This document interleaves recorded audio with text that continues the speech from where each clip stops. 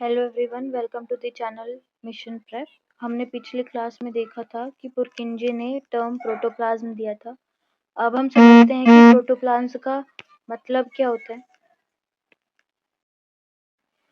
तो protoplast is equal to cell membrane, cytoplasm plus nucleus. ये याद होना चाहिए। एब्सेंट होता है सेल वॉल। अगर हम सेल वॉल को हटा दें तो जो बाकी पार्ट बच गया दैट इज प्रोटोप्लास्ट। तो याद होना चाहिए कि इसमें एब्सेंट क्या होता है, लिख लो। इसमें एब्सेंट होता है सेल वॉल। तो अगर सेल वॉल को हटा दे तो जो बाकी पार्ट बच गया दैट इज प्रोटोप्लास्ट। तो हम दोबारा रफ डायग्राम पे जाते हैं जहां पर हम देख पाएंगे इजीली।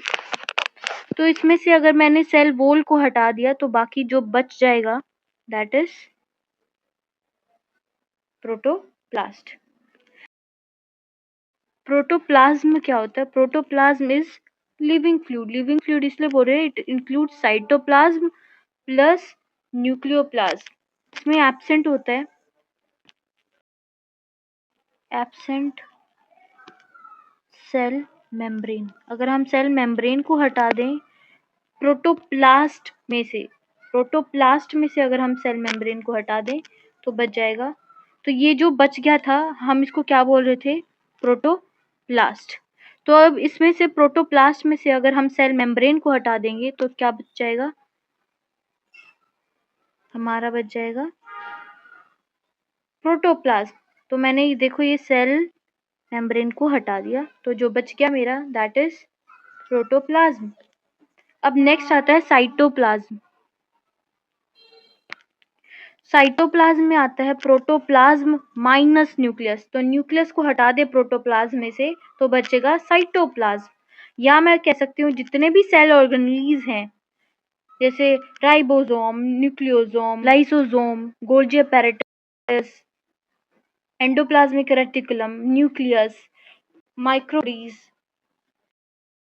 साइटोस्केलेटन। तो जितने भी सेल ऑर्गेनेल्स हैं प्लस में जो फ्लूइड है साइटोसोल उसको मिला दूं साइटोप्लाज्म। तो बच गया दैट इज प्रोटोप्लाज्म। अगर मैं प्रोटोप्लाज्म में से न्यूक्लियस को हटा दूं तो क्या बच जाएगा? साइटोप्लाज्म। तो अब देखो मैंने न्यूक्लियस को हटा दिया। अब देखते हैं न्यूक्लियस को हटाते हैं। तो देखो मैंने न्यूक्लियस को हटा दिया तो जो बाकी बच गया दैट इज साइटोप्लाज्म। अब हम समझते हैं कि साइटोसोल है क्या एग्जैक्टली। तो देखो साइटोसोल होता है water, ions, salts, organic substance. किसके अंदर? साइटोप्लाज्म के अंदर। अगर हम साइटोप्लाज्म में से सेल ऑर्गेनेल्स को हटा दें तो वो बनाएगा साइटोसोल। इसको समझने के लिए ये देखो, ये गुलाब जामुन है जो कि शुगर, जो सुपर सैचुरेटेड शुगर हम बनाते हैं उसके अंदर डालते हैं। जो आप ये गुलाब जामुन देख रहे हैं इसको मानिए कि ये है हमारे सेल ऑर्गेनेल्स। ये क्या है? हमारे सेल ऑर्गेनेल्स। और जो मीठा पानी है ये, इसको आप मानिए दैट दिस इज, ये क्या है? This is cytosol. This is cytosol. And इस कंप्लीट को आप क्या बोलेंगे? इस कंप्लीट को आप बोलेंगे, क्या बोलेंगे आप? इस कंप्लीट को बोलेंगे साइटोप्लाज्म। इस कंप्लीट को हम बोलेंगे साइटोप्लाज्म। तो अगर मैं इस साइटोप्लाज्म में से, ये पूरा क्या था? ये पूरा क्या था? साइटोप्लाज्म था। तो इस साइटोप्लाज्म में से अगर मैं सेल ऑर्गेनेल्स को हटा दूं तो मुझे क्या मिलेगा? मुझे मिलेगा साइटोसोल। मुझे क्या मिलेगा? साइटोसोल। ये क्या बच गया? साइटोसोल। तो साइटोसोल मतलब कि अगर मैं साइटोप्लाज्म में से सेल ऑर्गेनेल्स को हटा दूं तो मुझे मिलेगा साइटोसोल। तो वही यहाँ पर लिखा है कि अगर मैं साइटोप्लाज्म में से सेल ऑर्गेनेल्स को हटा दूं तो बचेगा साइटोसोल। अब मैं सारे सेल ऑर्गेनेल्स को हटाऊंगी तो जो हमें देख साइटोसोल। तो अब देखो मैं हटाती हूँ सारे सेल ऑर्गेनेल्स को।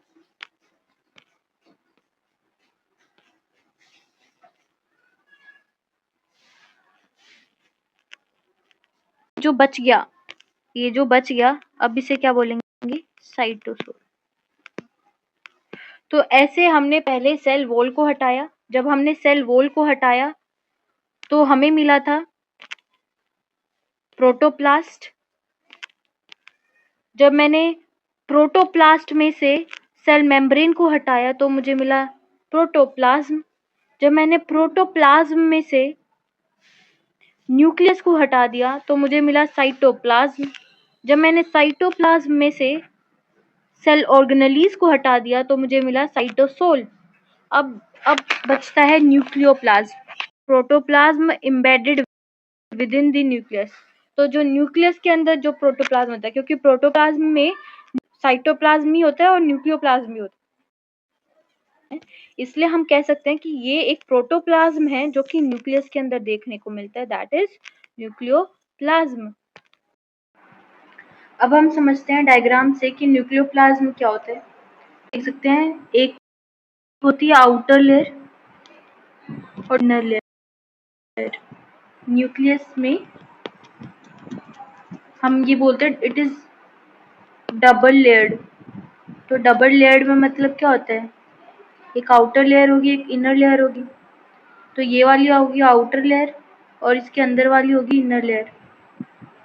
फिर बीच में होता है न्यूक्लियोलस, अंदर राइबोसोम की सिंथेसिस होती है।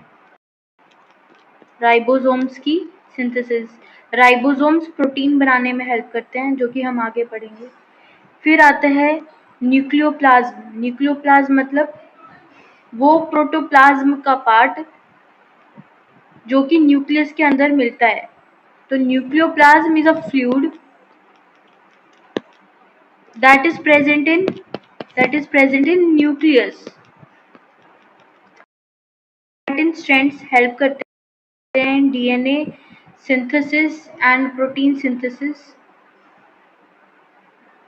Ribosomes प्रोटीन बनाने में हेल्प करते हैं। फिर आते हैं न्यूक्लियर पोर्स। न्यूक्लियर पोर्स वे पोर्स होते हैं जिससे ट्रांसफर हो सके, आदान प्रदान हो सके, RNA, प्रोटीन्स एंड जो भी एसेंशियल मटेरियल्स हैं वो ट्रांसफर हो सके between the nucleus and outside the nucleus, उसके लिए होता है nuclear pores. For example let say nucleolus होता है, वो प्रोटीन बनाता है, ठीक है। तो लेट से प्रोटीन बन गया, अब उस प्रोटीन को बाहर आना चाहिए। अब वो प्रोटीन बाहर कैसे आएगा, अगर पोर ही नहीं होंगे तो फिर वो बाहर कैसे आएगा। तो न्यूक्लियर पोर्स की वजह से वो बाहर आ पाएगा। अब इसको अलग डायग्राम से समझते हैं। तो देखो इस डायग्राम में, अगर आप देखो न्यूक्लियस के डायग्राम में, ये हो गया न्यूक्लियर एनवलप, जो बाहर की तरफ है दैट इज न्यूक्लियर एनवलप। ये वाला हो गया आउटर मेम्ब्रेन और ये अंदर वाला हो गया इनर मेम्ब्रेन, जो कि न्यूक्लियर एनवलप को बनाते हैं। उसके अंदर हमें मिलेंगे क्रोमैटिन स्ट्रैंड्स। तो ये देखो क्रोमैटिन स्ट्रैंड्स हो गए। फिर जो फ्लूइड, जो प्रोटोप्लाज्म है inside the nucleus, protoplasm inside the nucleus, उसे हम बोलते हैं न्यूक्लियोप्लाज्म। तो ये देखो दिस इज न्यूक्लियोप्लाज्म। अब आता है न्यूक्लियोलस। तो जो बीच में ये न्यूक्लियोलस है, ये प्रोटीन की सिंथेसिस में हेल्प करेगा and it will synthesize protein, that's why nucleolus is very important. Nuclear pore से ट्रांसफर होएगा DNA, RNA, प्रोटीन्स का, और जो भी मटेरियल न्यूक्लियस के अंदर या बाहर जाना है वो सारा काम न्यूक्लियर पोर की वजह से होगा। So this is structure of nucleus. तो हमने पढ़ा कि सेल के अंदर सेल एनवलप हमें देखने को मिलता है। सेल एनवलप में हमें सेल वॉल और सेल मेम्ब्रेन देखने को मिलती है। फिर सेल मेम्ब्रेन के अंदर आता है प्रोटोप्लाज्म। प्रोटोप्लाज्म बना होता है साइटोप्लाज्म प्लस न्यूक्लियस से। साइटोप्लाज्म में आता है साइटोसोल और ऑर्गेनेलीज। जिसमें में आता है ground matrix, ions and proteins, water, salts, organic substances, ये सब मिला के हमारा बनता है साइटोसोल। ऑर्गेनेलीज में आता है Golgi apparatus, lysosome, ribosomes, peroxisomes, mitochondria, cytoskeleton, centrioles, vacuole and endoplasmic reticulum. ये सब कुछ हम पढ़ेंगे आगे। न्यूक्लियस के अंदर आता है न्यूक्लियर मेम्ब्रेन, न्यूक्लियोप्लाज्म, क्रोमैटिन या DNA strand, RNA strand and proteins. ये है प्रोकैरियोटिक सेल। इस प्रोकैरियोटिक सेल में अगर हम देखें तो ये बाहर की तरफ जो है दैट सेल वॉल, जो इसके बिल्कुल अंदर की तरफ है दैट इज प्लाज्मा मेम्ब्रेन या सेल मेम्ब्रेन, जो ये डॉट डॉट है दैट इज राइबोसोम्स, जो बीच में ये क्रोमैटिन के स्ट्रैंड्स हमें देखने को मिल रहे हैं दैट इज न्यूक्लियोइड। ये सर्कुलर जो हमें देखने को मिल रहा है that is plasmid.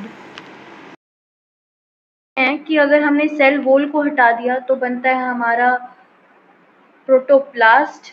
Cell membrane को हटा दे प्रोटोप्लास्ट में से तो बनेगा प्रोटोप्लाज्म। प्रोटोप्लाज्म में से अगर न्यूक्लियस को हटा दे तो बनेगा साइटोप्लाज्म, और अगर साइटोप्लाज्म में से सारे सेल ऑर्गेनेलीज को हटा दे तो बनेगा साइटोसोल। तो ये हमारा रिवीजन कंप्लीट।